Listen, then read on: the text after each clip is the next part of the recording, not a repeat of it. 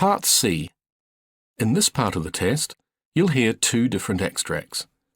In each extract, you'll hear health professionals talking about aspects of their work. For questions 31 to 42, choose the answer A, B, or C, which fits best according to what you hear. Complete your answers as you listen. Now look at Extract 1.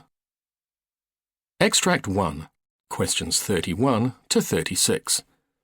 You hear a presentation by a specialist cancer nurse called Sandra Morton, who's talking about her work with prostate cancer patients, including a man called Harry. You now have 90 seconds to read questions 31 to 36.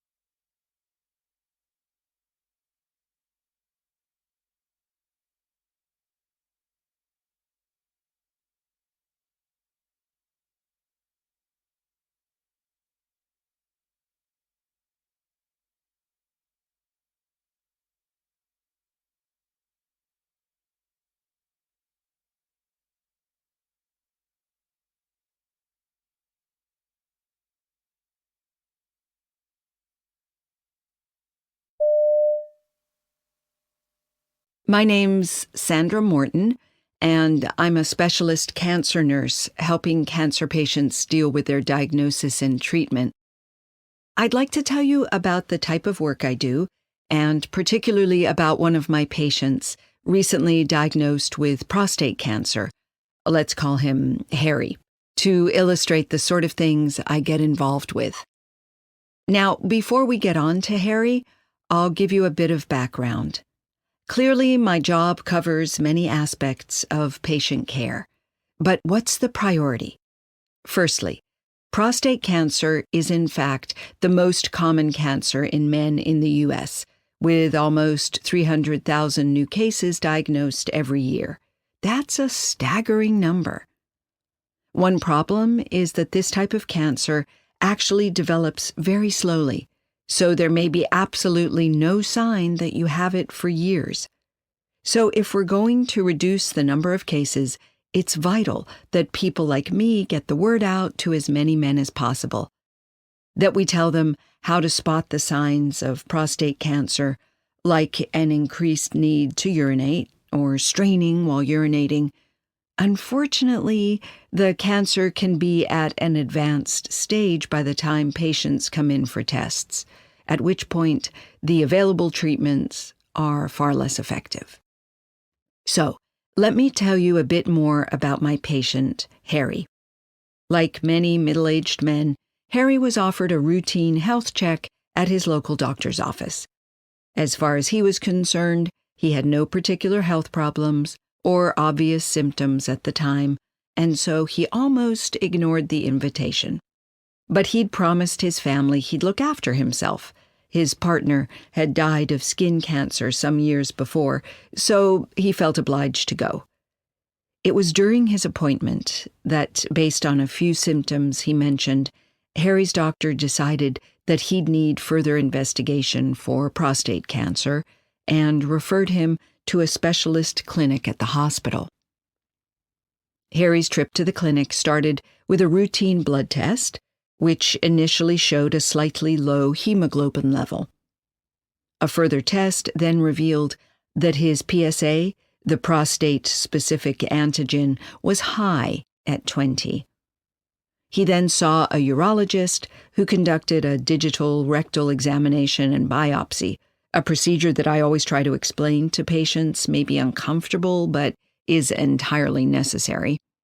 In fact, though, Harry said the 3-week interval between having a biopsy taken and hearing the outcome was far more of an ordeal. Harry told me that when he went to see the urologist to get his results, he immediately sensed he was in trouble. Although the urologist was very considerate in delivering the news, unfortunately the indications were that Harry did indeed have prostate cancer. He was assured that the cancer was low grade and not aggressive. Harry had suspected the worst, and though he'd tried to prepare himself for it by doing some online research, finally hearing that confirmation was still a shock. In fact, the very mention of the word sent Harry into panic, which was very unlike him. So at the time I first met him, he was very vulnerable and grateful to have someone to talk to. Of course, the response to the illness amongst prostate cancer patients like Harry can vary enormously. I've dealt with some men, for example, who haven't really realized the importance of keeping up their medication because they've felt relatively well, especially if they've been experiencing unwanted side effects. Unfortunately, though, any break gives the disease the perfect opportunity to spread into the bones, making it much more difficult to treat, and a successful outcome less likely. And some treatments do cause some unfortunate effects, such as erectile dysfunction, which some men really feel uncomfortable discussing because it's a sensitive issue. Other patients have mentioned that even though they've been given a lot of help, it's still difficult to weigh up the pros and cons of the various treatment options they're offered, from ultrasound or radiotherapy right through to radical prostatectomy.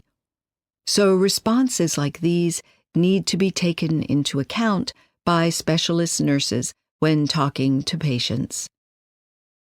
For me, these factors really underline the importance of the community follow-up clinics we have in my area, which address many of these issues in the provision of health care for cancer patients. Staff at these clinics see patients during their recovery and only send them back to hospital for treatment if they develop significant new symptoms. Seeing patients in the clinics means staff get to know each patient and build a relationship with them, which enables nurses like me to dispense advice and answer questions. And although we have no firm evidence, staff feel that's far more beneficial to patients than attending a large hospital clinic. So we're hoping more clinics like these can become available.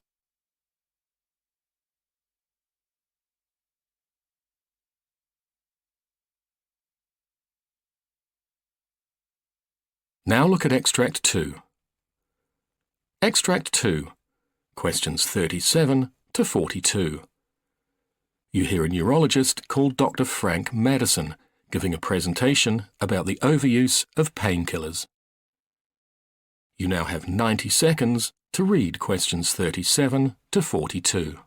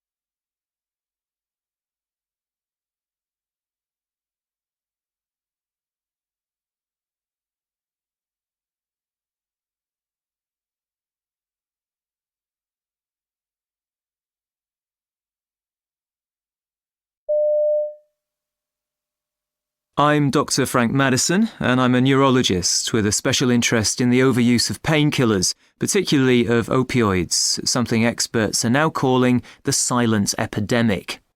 Now, we've all seen the stereotypical images of addicts hooked on recreational drugs, but addiction to painkillers like opioids has a much less familiar public face. From what I've seen, one reason for this is that the range of people affected makes them less easy to pigeonhole. I mean, there's no typical age, social class, and so on. And of course, most people seeking help for opioid overuse were initially prescribed the medication by their own doctors for pain relief. This highlights a major part of the problem. Physicians often pay little attention to the possible risk of addiction. They need to look carefully at patients' personal histories and assess the risk, considering things like depression and anxiety disorders, before prescribing opioids. In recent years, there's been a dramatic increase in opioid prescriptions. I see a pattern not just of GPs over-prescribing, but of GPs inappropriately prescribing. Sure, people want their pain relieved immediately, that's understandable, but proper pain management requires lengthy face-to-face input, which time pressures don't allow, so easier alternatives have become the default option. What's more, although opioids can provide effective relief in the short term, they shouldn't be the automatic first-line therapy. Many alternatives do exist, and they're no more costly. People generally think of pain as a direct symptom of a problem in the affected area.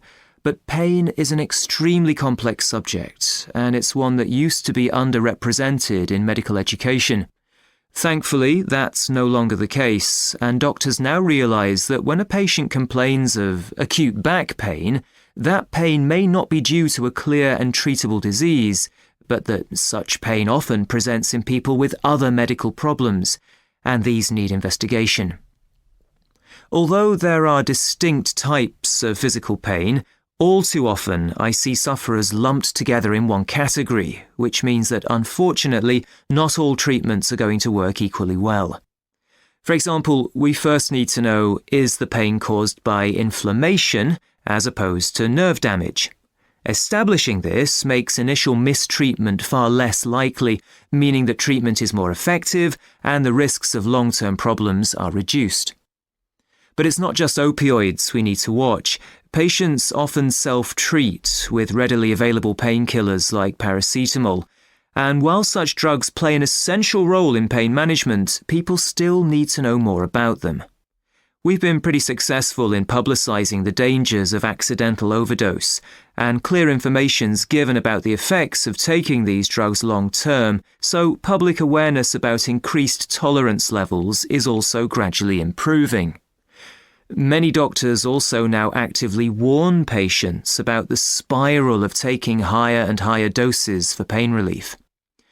Worryingly, though, I've seen cases where people on drug regimes for other conditions inadvertently take painkillers which add a potentially hazardous ingredient to the mix already in their system. This is something which needs urgent attention. I'd like now to talk about an osteoarthritic patient who was referred to me, a 30-year-old woman, let's call her Anne, suffering from sarcoidosis, an autoimmune disease leading to chronic organ inflammation. She was prescribed various drugs, but though the disease was soon brought under control, the pain lingered, with Anne gradually becoming dependent on prescription opioids. Typically, she was terrified of stopping them, yet the more she took, the worse she felt. The thing is, her prescription would have been ideal for short-term pain, like that following surgery, but should never have been given for the chronic pain she was experiencing. And we all know that living with medication dependency has devastating consequences, not only on social well-being, but also on ability to function professionally, as was the case for Anne. She eventually went on long-term sick leave, as often happens in such cases. Thankfully, Anne's now much better. Having recognised her dependence, and with the necessary support, tools and techniques, she's now off painkillers. The crucial thing is to prevent dependence in the first place. Anne's GP prescribed opioids in good faith, aiming at pain reduction, but failed to set an end date for these. He hadn't anticipated the possibility of eventual drug reliance, this being new territory to him. Anne couldn't hide the visible results of the quantities she was eventually taking, so her GP questioned her about intake. She reluctantly admitted supplementing her prescription from sources like friends and family, something her GP had suspected but hadn't investigated. Anne now realises that drugs weren't fixing her problem, and though withdrawal took several tough months, her determination to succeed has paid dividends.